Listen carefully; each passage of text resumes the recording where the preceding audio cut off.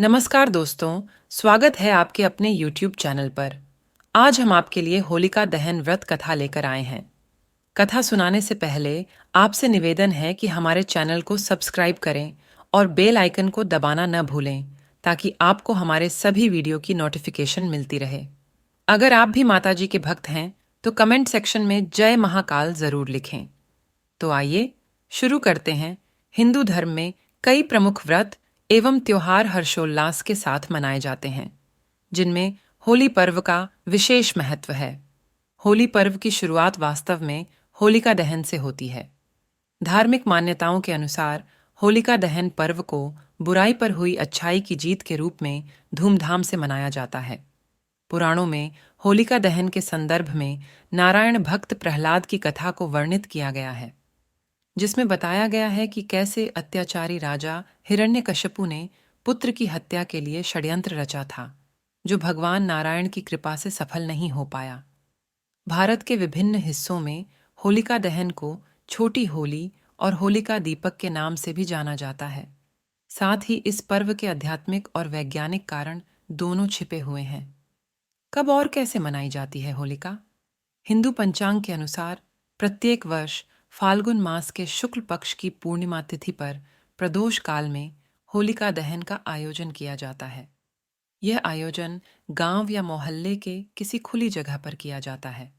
खास लकड़ियों से तैयार की गई चिता पर गोबर से बने होलिका और भक्त प्रहलाद को स्थापित किया जाता है, जिसे गुलारी या बड़कुल्ला के नाम से जाना जाता है। इसके बाद होलिका दहन के शुभ मुहूर्त में होलिका के पास गोबर से बनी ढाल भी रखी जाती है और चार मालाएं, जो मौली, फूल, गुलाल, ढाल और गोबर से बने खिलौनों से बनाई जाती है, उन्हें अलग से रख लिया जाता है। इनमें से एक माला पितरों के नाम समर्पित होती है, दूसरी माला हनुमान जी के लिए, तीसरी शीतला माता और चौथी माला घर परिवार के लिए रखी जाती है। होलिका दहन पूजा विधि। होलिका दहन की पूजा में रोली, माला, अक्षत, गंध, पुष्प, धूप, गुड्ड, कच्चे सूत का धागा, बतासे, नारियल एवं पंचफल इत्यादि पूजा की सामग्री के रूप में एक थाली में रखे जाते हैं।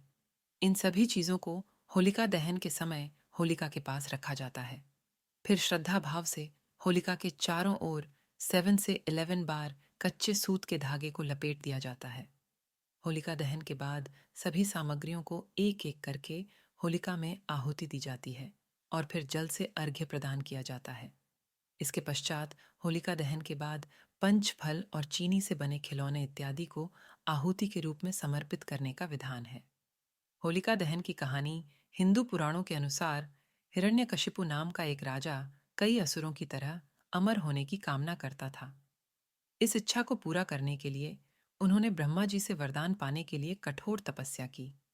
प्रसन्न होकर ब्रह्मा जी ने हिरण्यकशिपु को वरदान स्वरूप उसकी 5 इच्छाओं को पूरा किया कि वह ब्रह्मा द्वारा बनाए गए किसी भी प्राणी के हाथों नहीं मरेगा, कि वह दिन या रात किसी भी हथियार से पृथ्वी पर या आकाश में, अंदर या बाहर नष्ट नहीं होगा, पुरुषों या जानवरों, देवों या असुरों द्वारा नहीं मरेगा, वह अप्रतिम हो कि उसके पास कभी न खत्म होने वाली शक्ति हो और वह सारी सृष्टि का एकमात्र शासक हो। वरदान प्राप्ति के बाद हिरण्यकशिपु ने अजय महसूस किया। जिस किसी ने भी उसके वर्चस्व पर आपत्ति जताई, उसने उन सभी को दंडित किया और मार डाला। हिरण्यकशिपु का एक पुत्र था प्रहलाद। प्रहलाद ने अपने पिता को एक देवता के रूप में पूजने से इनकार कर दिया। उसने विष्णु में विश्वास करना और उनकी पूजा करना जारी रखा। प्रहलाद की भगवान विष्णु के प्रति आस्था ने हिरण्यकशिपु को क्रोधित कर दिया और उसने प्रहलाद को मारने के लिए कई प्रयास किए, जिनमें से सभी असफल रहे। इन्हीं प्रयासों में एक बार राजा हिरण्यकशिपु की बहन होलिका ने प्रहलाद को मारने के लिए अपने भाई का साथ दिया। विष्णु पुराण के अनुसार होलिका को ब्रह्मा जी से वरदान में ऐसा वस्त्र मिला था जो कभी आग से जल नहीं सकता था। बस होलिका उसी वस्त्र को ओढ़कर प्रहलाद को जलाने के लिए आग में आकर बैठ गई। जैसे ही प्रहलाद ने भगवान विष्णु के नाम का जाप किया, होलिका का अग्निरोधक वस्त्र प्रहलाद के ऊपर आ गया और वह बच गया, जबकि होलिका भस्म हो गई थी। मान्यता है कि तब से ही बुराई पर अच्छाई की जीत के उत्साह स्वरूप सदियों से हर वर्ष होलिका दहन मनाया जाता है। होलिका दहन की कथा पाप पर धर्म की विजय का प्रतीक है। होलिका दहन से जुड़ी कुछ अद्भुत पौराणिक कथाएं, जैसा कि अधिकतर यही कथा प्रचलित है कि होलिका नामक असुरी के दहन और विष्णु भक्त प्रहलाद के सकुशल अग्नि से बच जाने की खुशी में ही होलिका दहन और होली का पर्व मनाया जाता है।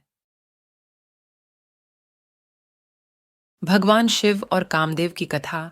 जब भगवान शिव की पत्नी सती ने अग्नि में प्रवेश किया और अपने पिता दक्ष द्वारा भगवान शिव को दिखाए गए अपमान के कारण मृत्यु को गले लगा लिया, तो वह पूरी तरह से टूट गए थे।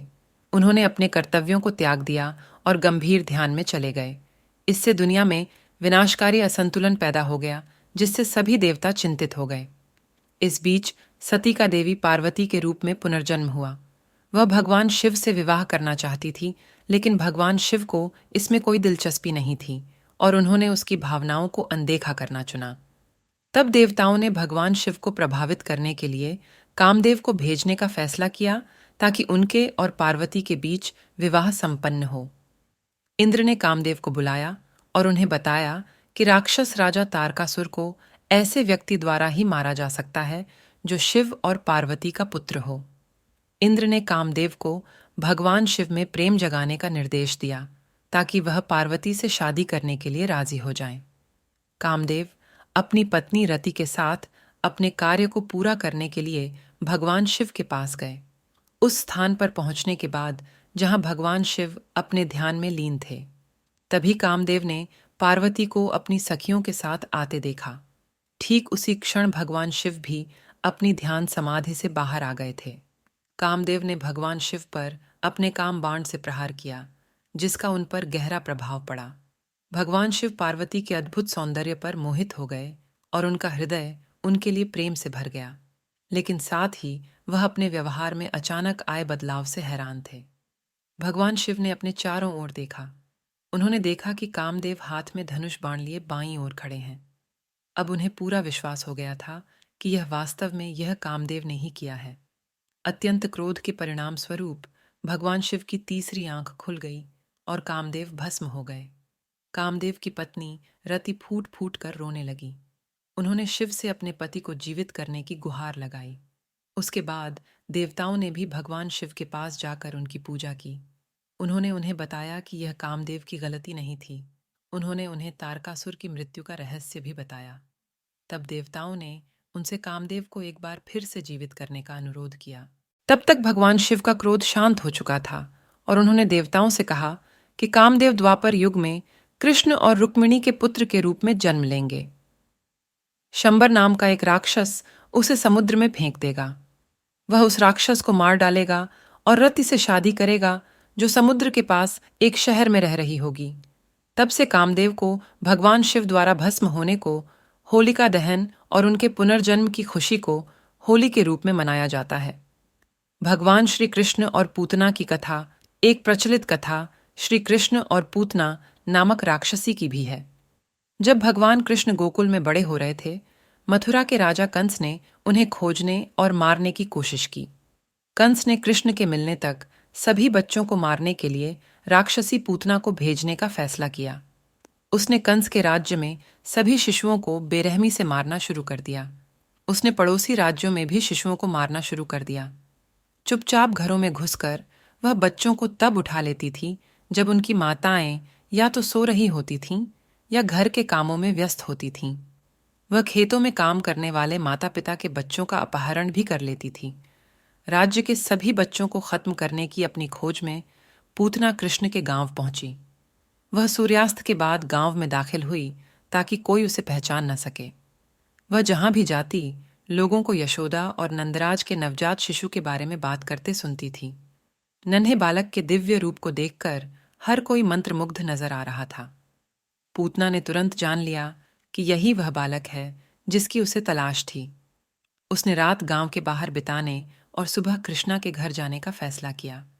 पूतना ने एक सुंदर स्त्री का वेश धारण किया और के यशोदा और नंद के घर पहुंची, जहां यशोदा ने उनका अच्छी तरह से स्वागत किया। उसने अपना परिचय दिया और यशोदा से अनुरोध किया कि वह उसे कृष्ण को खिलाने की अनुमति दे। यशोदा ने भी सोचा कि सुंदर युवती कोई देवी थी और पूतना के अनुरोध पर सहमत हो गई। पूतना ने नन्हे कृष्ण को गोद में उठा लिया और उसे खिलाने लगी और अपने जहरीले दूध का स्तनपान उसे कराने लगी। उसने सोचा कि कुछ ही मिनटों में कृष्ण निर्जीव हो जाएंगे। इसके बजाय पूतना को अचानक ऐसा लगने लगा जैसे वह छोटा लड़का उसके जीवन को चूस रहा हो। उसने कृष्ण को अपने से दूर करने की कोशिश की, लेकिन ऐसा करने में असमर्थ रही। बच्चे को डराने के लिए वह अपने मूल रूप में वापस आ गई। वह हवा में उड़ने लगी ताकि बच्चा डरकर उसे छोड़ दे, लेकिन सब व्यर्थ था। कृष्ण ने उसे जाने नहीं दिया और अंततः पूतना के पूरे जीवन को चूस लिया। पूतना का निर्जीव शरीर भूमि पर गिर पड़ा और तब से ही पूतना जैसी बुराई के अंत के प्रतीक के रूप में होलिका दहन करने की मान्यता है। राक्षसी धुंधी की कथा एक और कथा राक्षसी धुंधी की है। रघु राज्य की राक्षसी धुंधी भोले भाले लोगों और विशेष रूप से छोटे बच्चों को परेशान करती थी। ढूंढी को भगवान शिव का वरदान था कि वह देवताओं पुरुषों द्वारा नहीं मारी जाएगी और न ही गर्मी, सर्दी या बारिश से या किसी भी शस्त्र से पीड़ित होगी। इन आशीर्वादों ने उसे लगभग अजेय बना दिया, लेकिन उसमें एक कमजोर बिंदु भी था। उसे भगवान शिव ने भी श्राप दिया था कि वह चंचल लड़कों से खतरे में होगी जो उसे परेशान करेंगे। राजा ने पुजारी से परामर्श किया। उन्होंने बताया कि फाल्गुन को शीत ऋतु समाप्त हो जाती है और ग्रीष्म ऋतु का प्रारंभ हो जाता है। धुंधी को दूर भगाने के लिए यह उपयुक्त समय होगा। समय आने पर गांव के साहसी लड़कों ने उससे हमेशा के लिए छुटकारा पाने और उसे गांव से भगाने का फैसला किया। लड़कों ने लकड़ी और घास का ढेर इकट्ठा किया, उसमें मंत्रों से आग लगा दी, ताली बजाई, आग के चारों ओर चक्कर लगाने लगे। वे भांग के नशे में चूर हो गए और फिर धुंधी के पीछे पीछे गांव की सीमा तक नगाड़े बजाते, शोरगुल करते, गाली गलौज करते रहे और ऐसा तब तक करते रहे जब तक कि धुंधी हमेशा के लिए गांव से बाहर नहीं निकल गई। गालियों की मार ने उसके मन की स्थिति को बर्बाद कर दिया। वह भीतर से कमजोर और असहाय महसूस कर रही थी। यहाँ पर भी बुराई पर अच्छाई की जीत के प्रतीक के रूप में होलिका दहन की प्रथा प्रचलित हुई। आज भी इस मान्यता के सम्मान में लड़के होलिका दहन की रात ढोल नगाड़े बजाते हुए, शोर करते हुए होलिका दहन का पर्व मनाते हैं। यदि आपको कथा पसंद आया हो तो ज़्यादा से ज़्यादा शेयर करें और ऐसी तरह आगे भी कथाएं सुनने के लिए हमारे चैनल को सब्सक्राइब करना न भूलें। धन्यवाद।